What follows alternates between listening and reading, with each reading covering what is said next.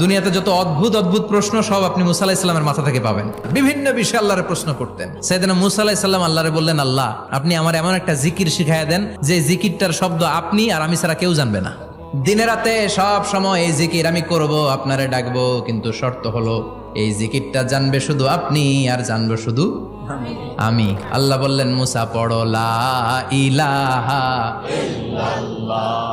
মুসা আলাইহিস সালাম কয়, মাবুদ এটা তো জাতীয় জিকির, সবাই জানে। আমি তো চাইছি এক্সেলেন্ট একটা জিকির, কারো কাছে নাই, শুধু আমি জানবো আর আমি পড়বো। আল্লাহ বললেন, মুসা এই লা ইলাহাকে যদি এক পাল্লায় রেখে দাও, তাম বিশ্ব, 7 আকাশ 7 জমিনটারে তুলে যদি তুমি আরেক পাল্লায় রেখে দাও, লা রাজাহাত কাফাতু লা ইলাহা ইল্লাল্লাহ, মুহূর্তের মধ্যে লা ইলাহার পাল্লা ভারী হয়ে যাবে।